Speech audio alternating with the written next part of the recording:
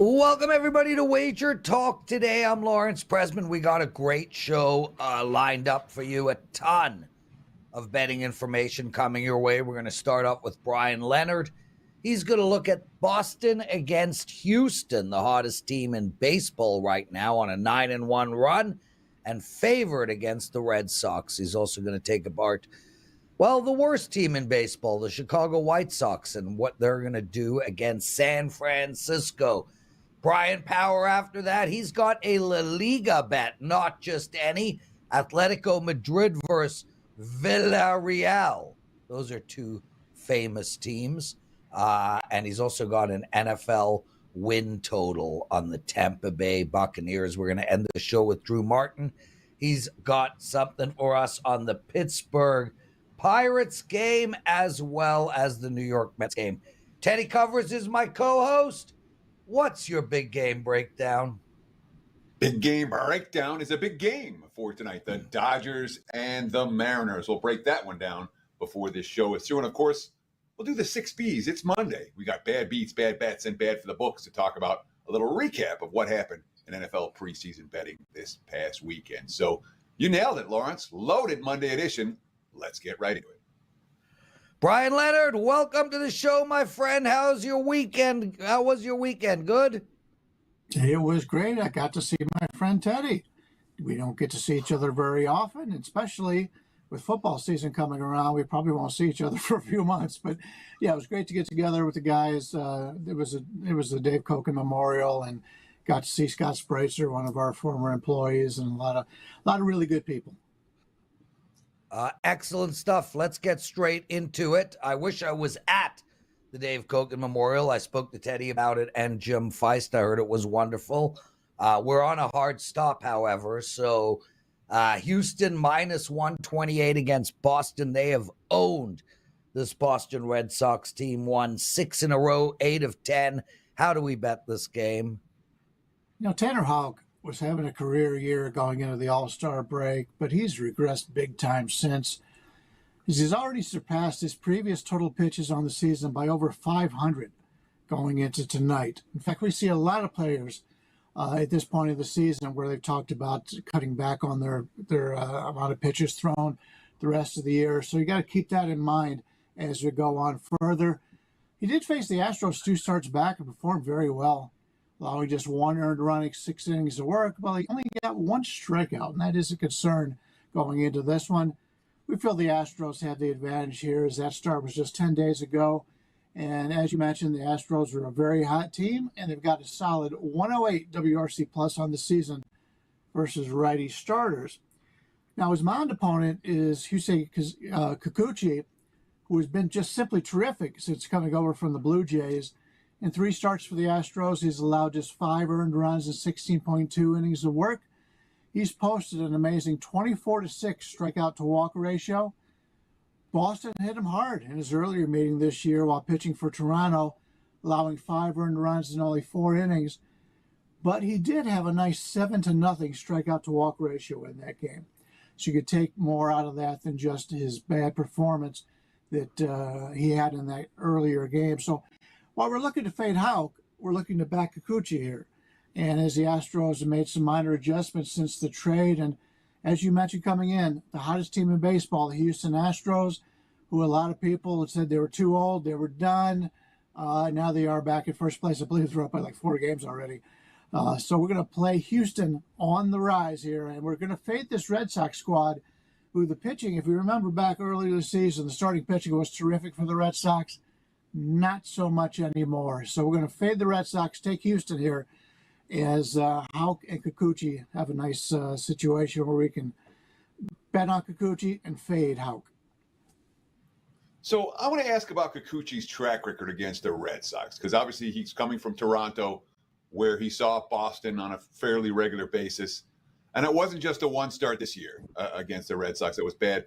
Both starts last year against Boston, he got bombed. You look at the career numbers for the current Red Sox against Kikuchi. They're hitting well over 300 against him with an OPS of above 1.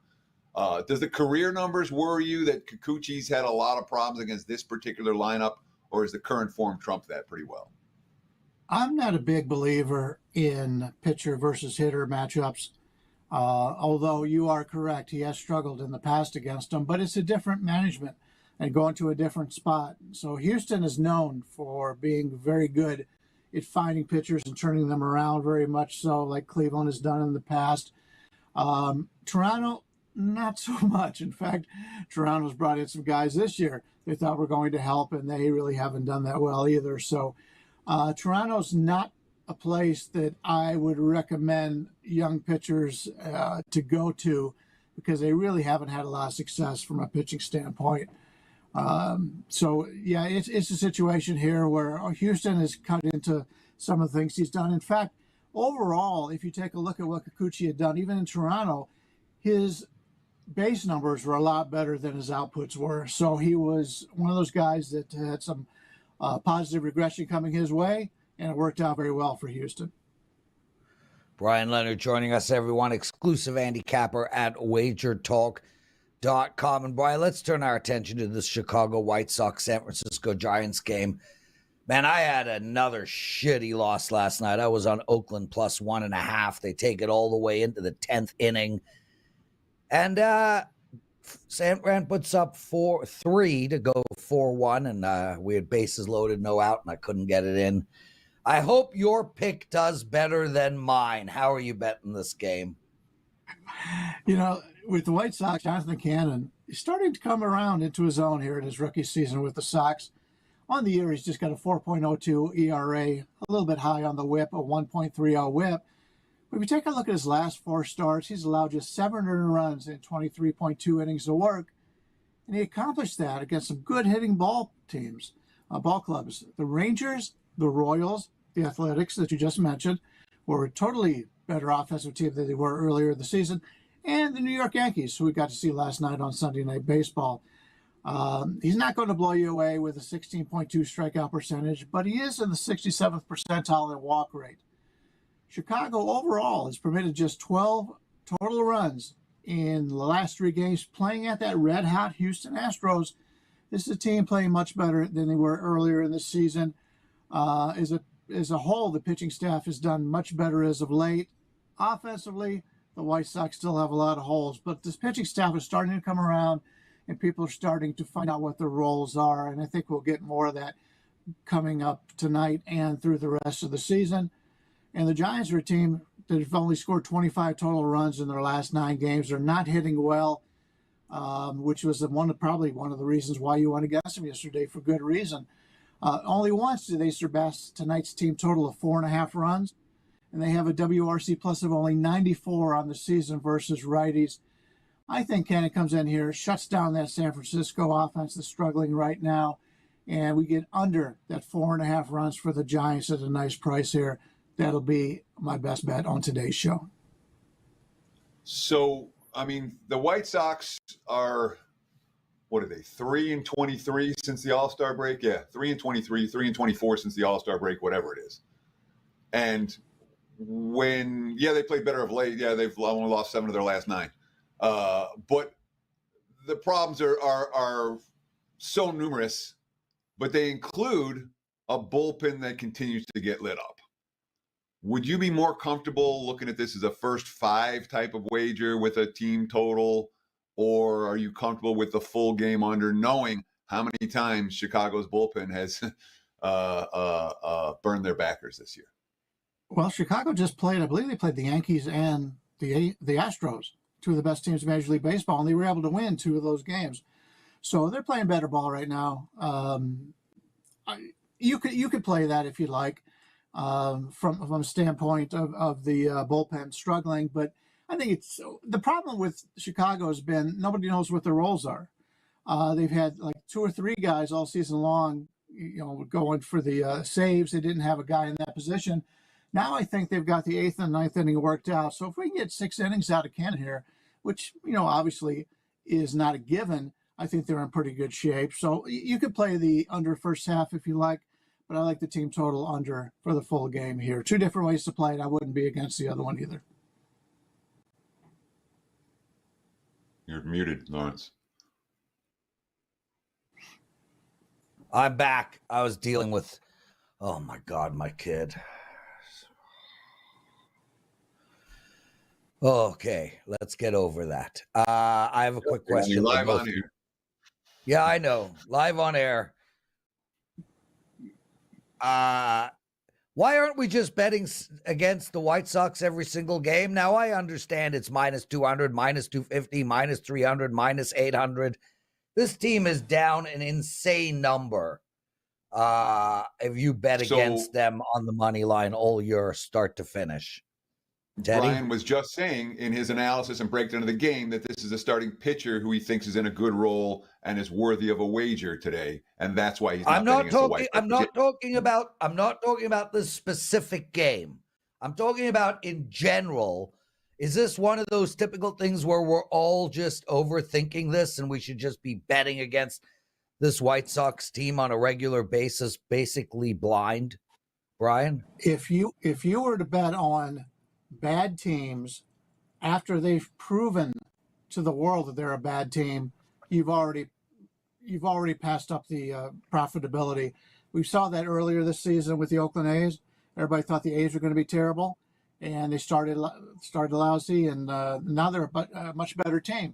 You see that all the time. You have to be able to look and find reasons to bet on those teams because nobody wants them. So the line has to be put up higher. And San Francisco is a team. As much as I like San Francisco, they're not a team that should be laying this type of number. Teddy, and one of the things something? I learned fairly early on in my betting career, a piece of advice it would give me is like, you don't want to bet against a team after they've just had a after they've gone through as bad a run as any team's going to have all year. If you've been betting against the White Sox every game since the All-Star break, you're 23 or 24-3 right now. You made a fortune. If you want to jump in right now, after they've just gone 3-24 in their last 27 games, you're coming a little bit late to the party. And by a little bit late to the party, I mean a lot late to the party. That opportunity to bet against them blindly, at least in my opinion, has probably come and gone. I would expect the White Sox to play 300 to 400 level baseball the rest of the way. And if you're laying $2.50, $3 against them every day, that's not a profitable subset to fade. If you're looking to bet on, if you're looking to bet on teams that you think are throwing in the towel, take a look at the teams like the Pirates, the Reds, teams that don't have a lot of talent that started off playing pretty well, and now they're starting to fade. And we saw it with Pittsburgh losing 10 games in a row. I've been on the Reds, unfortunately, 2 out of the last 3 days, and that's been some losers for me. They're a team that just don't have the overall talent to be able to make it. They were playing over their heads early. That's the kind of thing you want to look at right now when you're betting on teams on a daily basis. I know Teddy's been able to do this over the years, getting on a team to fade or to bet on, and it's worked out very well for him. So I think he'd probably agree on that. Brian Leonard, what do you have to promote? We've been red hot in Major League Baseball once again. And now with football going on, the lines maker doesn't care nearly as much about baseball. And it's really paying off. We're 10-5 lately on our plus money underdogs. That means plus 101 and higher. Yesterday we had Colorado plus 168. The day before we had the Tigers plus 202. When you're giving out those type of numbers and you're 10-5, that's something you want to have. We've got 2 plays up right now on the site, both underdogs. And you want to grab those right now. I got those up there for a special price for you today. And the last 3-4 days, we've been in the top 3 in baseball, top 2 or 3 in baseball. So we're heating up right now, just as we normally would expect with everybody worried about football. Brian Leonard, thanks for joining us, brother. We'll see you next Monday. Teddy covers.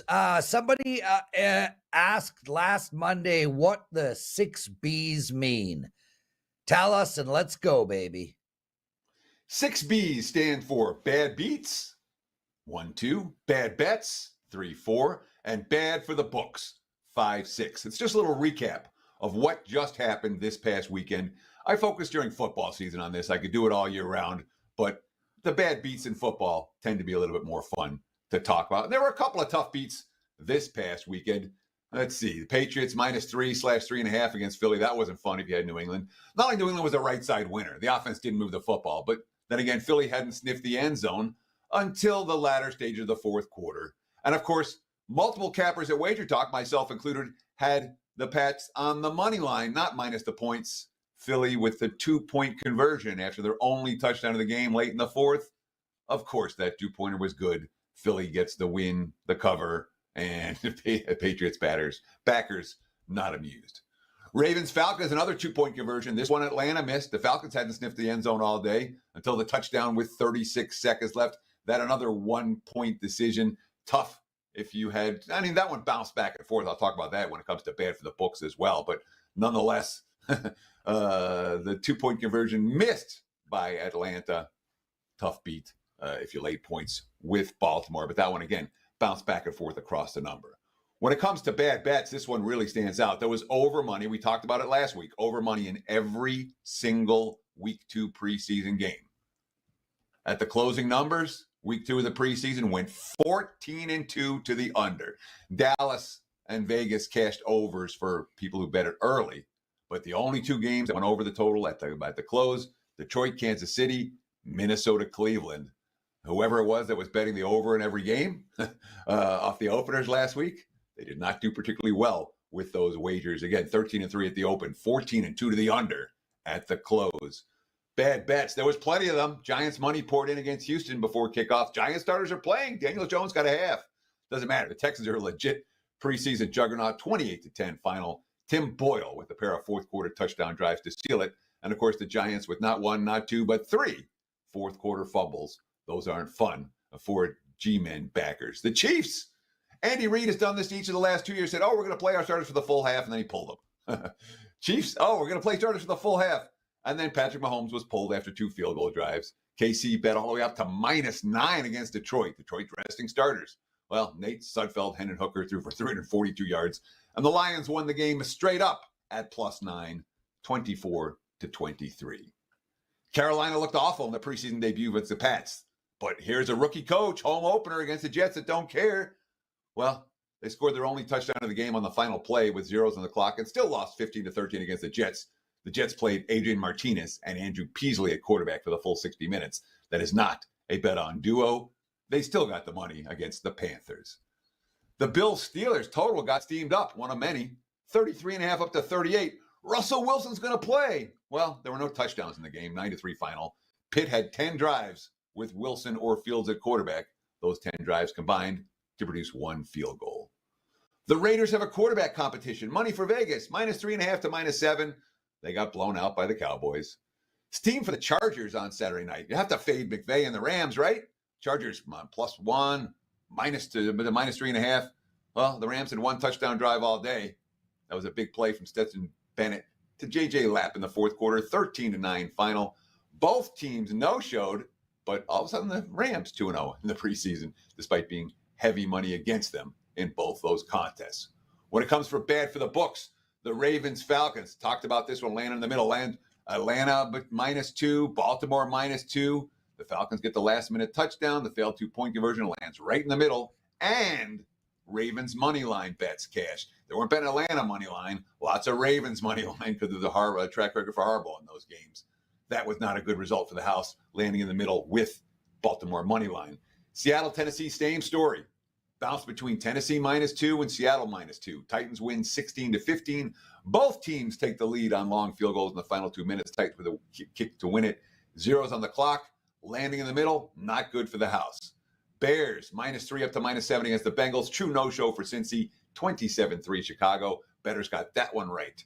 Dolphins -1.5 to -6/6.5 against Commanders. There was a little buyback late on Washington. But prevented from being worse. Got bet down to +5, -5 on game day. Miami did nothing. They only got the 13 points, only had 12 first downs, but that was enough. They had a goal line stand at the end, and Washington only 2 field goals. 13-6 final.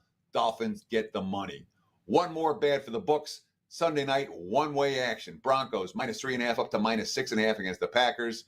27-2 final. The combo of Bo Nix, Jarrett Stidham, and Zach Wilson. Well, Zach Wilson was pretty awful. Only 2 completions, but he still had a touchdown drive.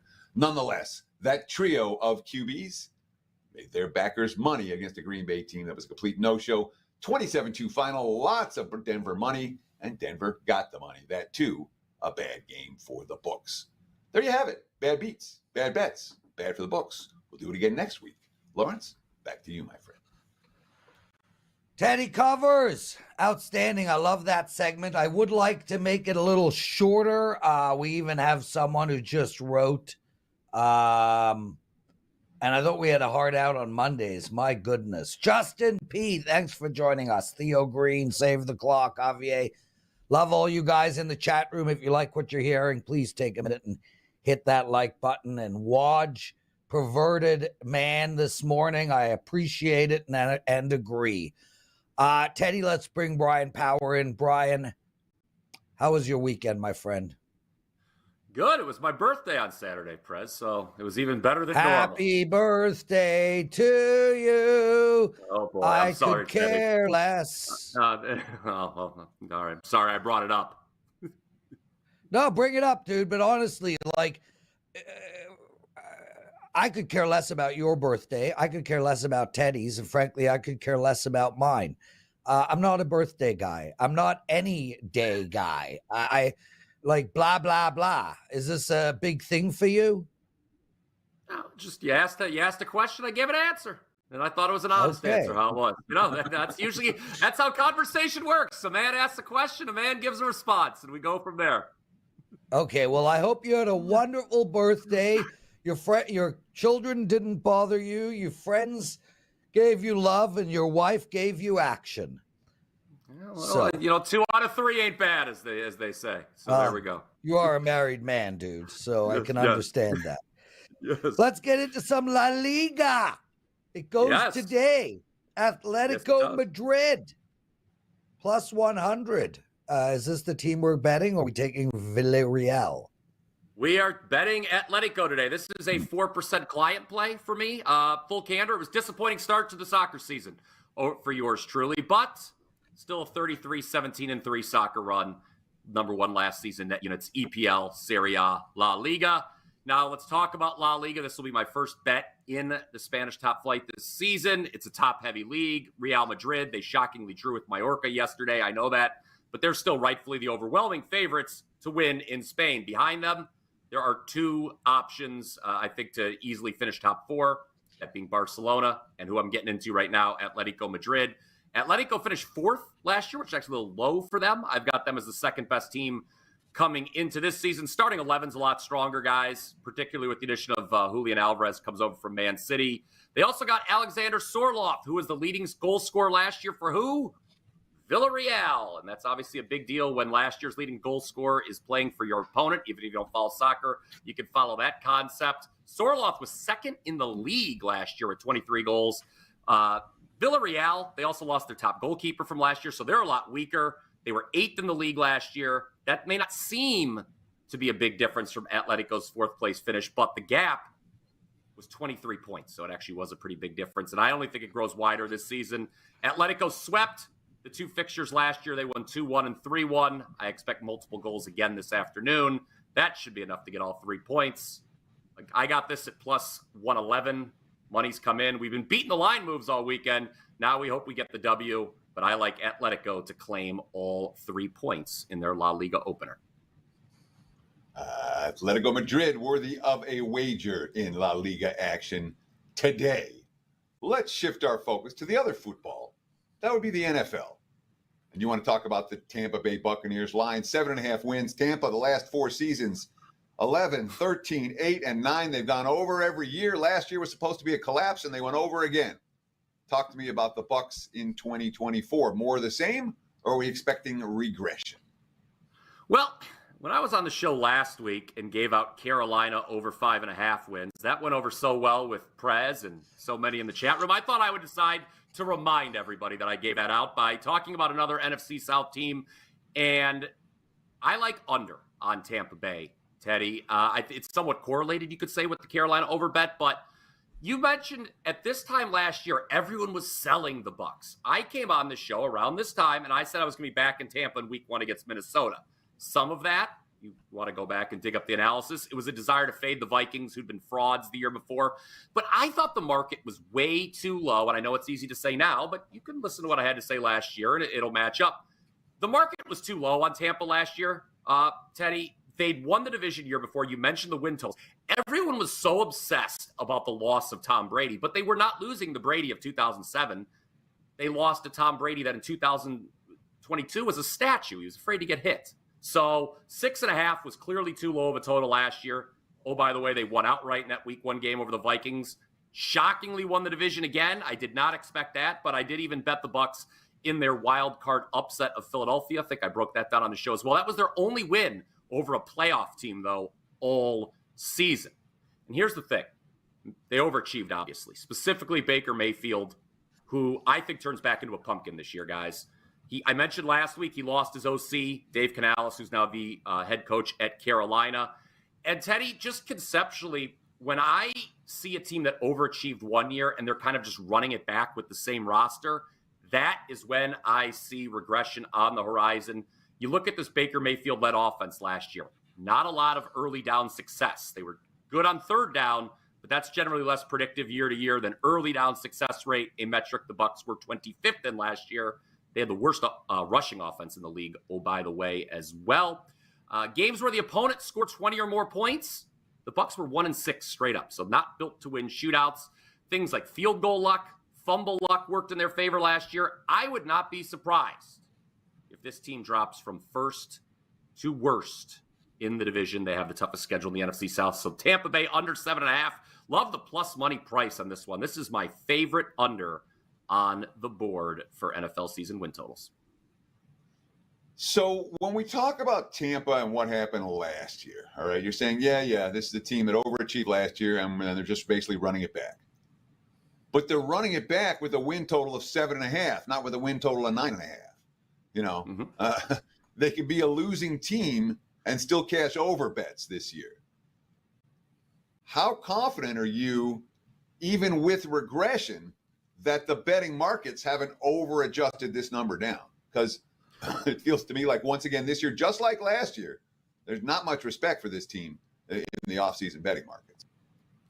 Yeah, let's bring it back to the discussion we had last week, because I think that was your same follow-up. And I would feel more confident with the change with this team than Carolina. Obviously, the Carolina, we all, you can yell and say you don't like over 5.5 wins, but I think we all think they're going to win more games than they did last year. But that's baked into that number, obviously, at 5.5. Here, a drop from 9 to 7.5, when I think there's so many metrics pointing towards regression, Teddy, that doesn't scare me, quite frankly. It's a difference of 2 wins. Last year, okay, you could say, well, they had a first-place schedule last year too, but look at who some of the division winners were last year. The Eagles, who fell off, the Vikings, who were frauds, and they beat in week 1. This year, it's a strong group, generally speaking, of NFC division winners from last year. Dallas, Detroit, San Fran, obviously. And I think this division also, which was not good last year, Atlanta was an underachiever. Carolina obviously stunk. New Orleans couldn't get out of its own way. I would say all 3 of those. New Orleans, I don't know. Carolina's going to win more games this year. Atlanta's going to win more games this year. I just think when you look at the confluence of factors, this team winning 2 fewer games than last year, no, I'm not afraid of that, quite frankly.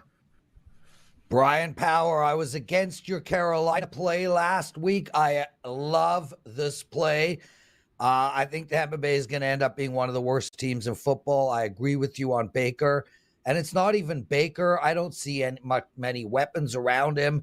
Mike Evans is, 93 years old now? I don't see a massive improvement in their defense. This team is going to be a disaster. And in week 1, they're -4 against Washington. I'm looking at Washington, and I think Washington could make the upset here.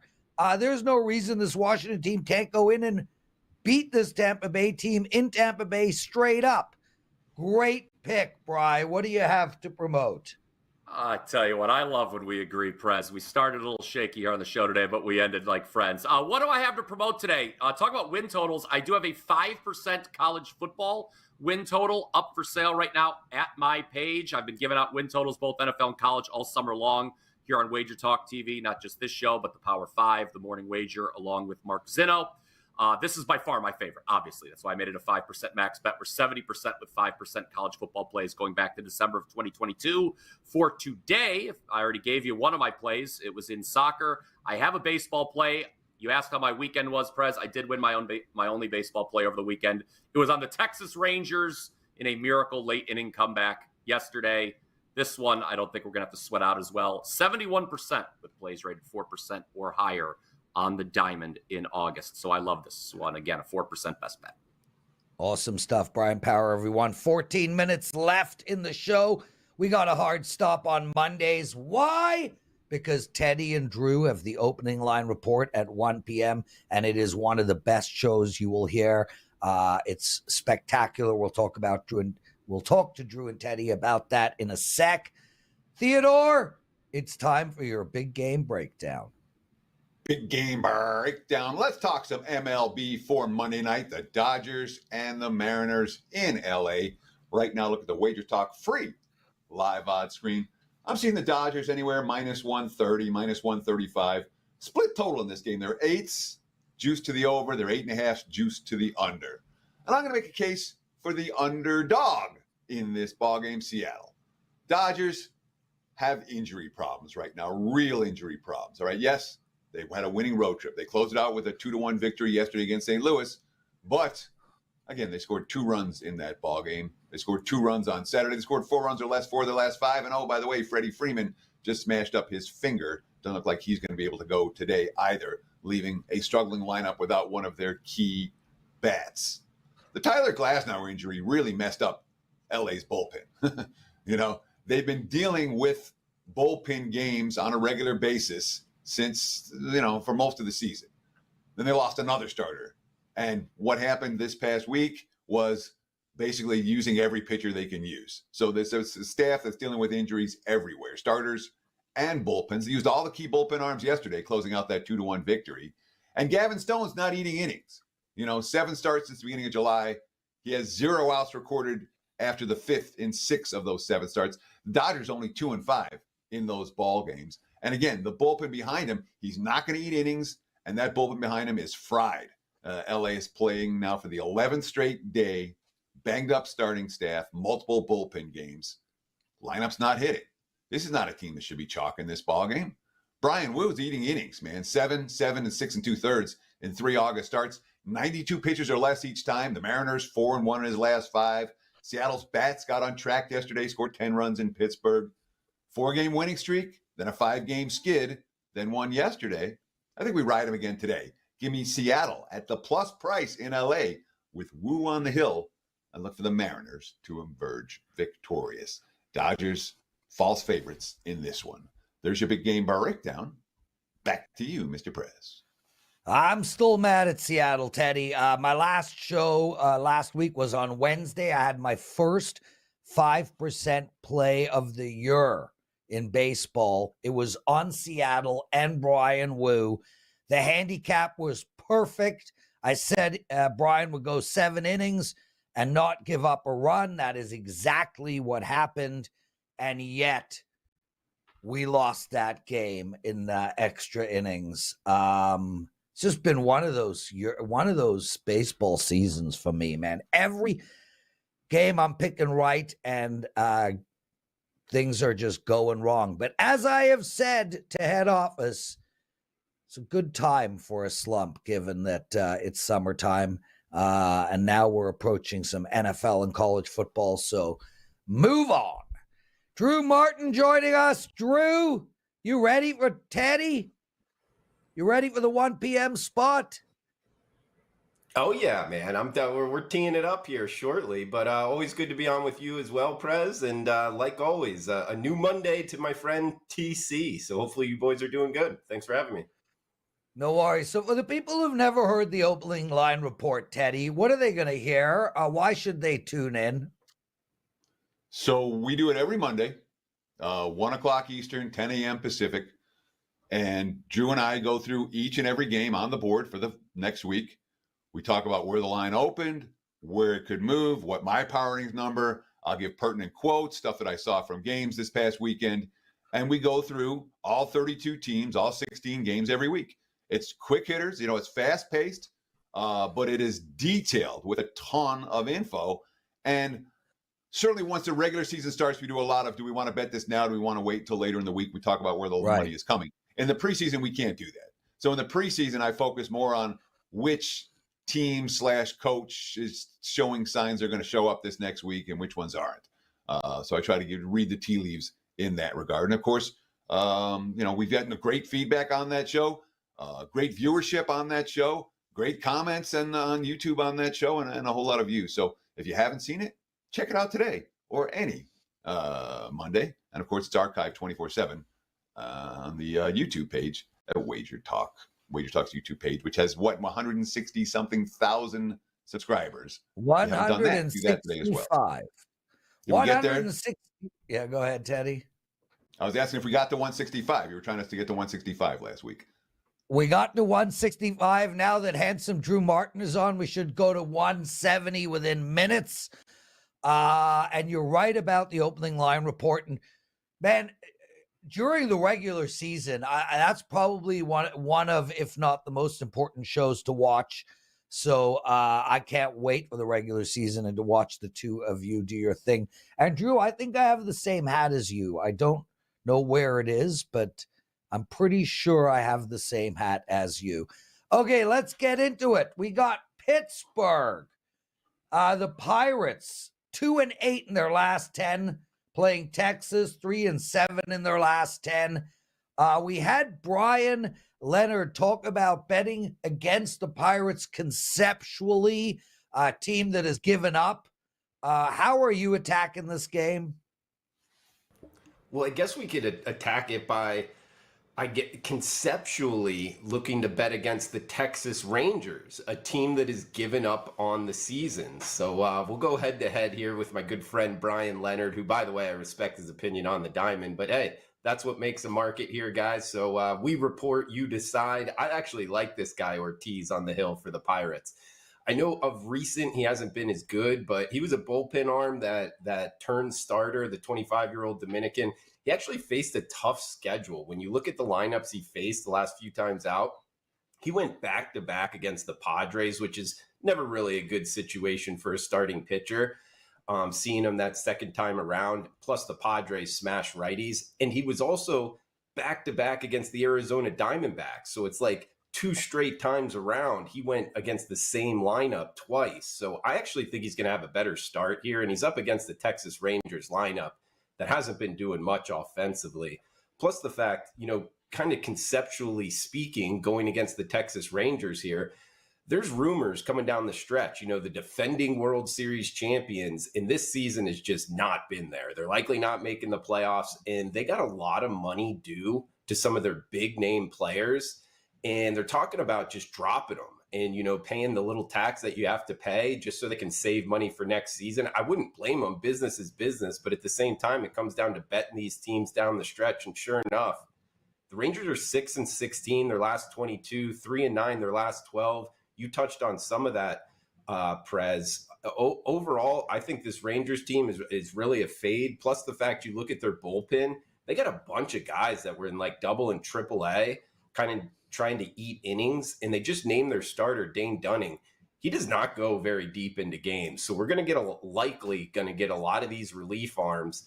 I mean, the Pittsburgh Pirates aren't great shakes. You can make reasons against them, but catching near plus 130 right now, this is a sizable dog I think has a shot, and it's really fade city on Texas. I don't think they should be laying this big of a price. So we're jumping on the Pirates here at the plus price, Prez. So I'm with you very conceptually when it comes to if I'm going to fade, if I'm looking for a team to fade in the second half, it's going to be a team that had high expectations that is crashing and burning, like Texas, who went to the World Series a year ago, as opposed to a team like Pittsburgh, who was hoping to stay competitive. They had a slump here in August, and they clearly have righted the ship. They won 2 of their last 3, even though they lost yesterday. So conceptually, I'm with you in looking to fade a team like Texas. But I'm just looking at the WagerTalk live odds screen. They're taking money right now. Any idea why the money's pouring in on the Rangers? Do the markets like Dunning or something? This was all minus 125, and now I'm seeing as high as minus 153 out there for the Rangers. Lots of money showing for Texas, and I don't know why. Do you? Absolutely, Teddy. Yeah, I got to, at least my thinking on why is because actually I was looking at the WagerTalk live odds screen this morning, and there was numbers out, and I would go into the sports book, and they weren't actually accepting bets on that game. Like, the game wasn't posted. So I don't know if it was up and then they took it down, but for whatever reason, I couldn't get down on the Pittsburgh Pirates at plus 105 this morning personally. But as the day went on and then they named Dunning as the starter, then it reopened at the sports books I'm looking at, Teddy. And now we can get them, plus 130. So it actually worked better in terms of getting a better number for me. But the reason being, they were undecided with their starting pitcher all in the overnight market. And, you can look up at some of these sites like projected starters, and it was actually Jose Urena as the projected starter for the Rangers. And he was awful. I mean, he lost his last 3 times, 15 earned runs in the last 12 innings. So that's actually how I handicapped the game in the overnights. But now it looks like Dane Dunning coming in and it reopening at the new number. So that's, I believe, the reason why. I don't think it's like a whole lot of, necessarily money coming in, but the reopening with Dunning being the difference. I don't know if you're picking up what I'm laying down, though. Who doesn't, Drew? I mean, come on, brother. Guys, 165, 70 of you in the chat room, only 46 likes. Let's refresh. 62 likes. Thank you for that. Let's get to 100 on a regular basis, please, for all you regulars in the chat room. Bug the newbies to hit that like button. Drew, is this a good time to be looking on betting the New York Mets? This is a team that has really had a good run and have found themselves back in the playoff chase. They're 2 games out of a wild card spot, but they struggled their last 9 games. Now they are coming off of 2 wins and a loss to Miami. They're playing the red hot, leading AL East leading Baltimore Orioles. Where are we going in this game? Baltimore's not red hot, so I don't need Teddy to correct me. Sure, Prez. And yeah, you're right. Last week was not a good week for the Mets, but winning 2 of 3 against the Marlins, maybe they're heading in the right direction here. I think this is more about the starting pitching matchup, actually. Trevor Rogers going for the O's. He hasn't been the pitcher that they likely the reason they traded for him. I mean, you look at his record, 2-11 on the season. He's got a 5 ERA. 2 of the 3 starts he started here with the O's he's been rocked around. And now he's going up against the Mets lineup that's really smashed southpaws. I think they're going to be putting up some crooked numbers here. And Peterson going for the Mets, the first rounder out of Oregon, the former Duck. I mean, he's been solid. 3 flat ERA, back to back, really good starts. They won the last 2 times he was out. So I'm actually looking to bet on the Mets now, kind of like a little bit of a buy low spot. This is one where, the number kind of jumps out at you, Prez. What are the Orioles doing catching a plus price here against the Mets? Well, I think this is one where the market is telling us something. So getting the Mets here, what it was minus $1.25, now as high as minus 130. I actually like the Mets here. Starting off the night slate, I'm betting the Mets over the Orioles.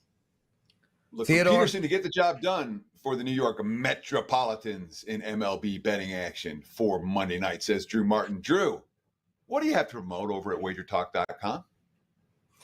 Yeah, Teddy, on the diamond, it's been good. Up almost 30% profit since the start of July, all MLB sides. So we got 2 more, actually 3 more, guys. Going to go in with another one here. So you get a little 3-for-1 action on tonight's slate. 4% best bet going on Mondays. Been a nice Monday run, 5-1. The last 6, 4% on Mondays. And then again, overall, that 30% profit. So we got 3-for-1 tonight, 4% included. Drew Martin, WagerTalk.com. All going tonight on the diamond. What a show. Drew Martin, thanks for joining us. Teddy, kick ass on your opening line report. Thank you to Brian Leonard, Bryan Power, and of course, Drew Martin. Tomorrow's show, Mark Zeno, Adam Trigger, and Steve Merrill. Teddy covers. Take us home. Sure, that's going to wrap it for the Monday edition. Like Lauren said, we'll do it again tomorrow. Same time, same channel. Stay tuned on this network for Drew and I doing the NFL opening line report in just about 15 minutes from now. And of course, between now and tomorrow's Wager Talk Today show, enjoy the games and best of luck with all your bets.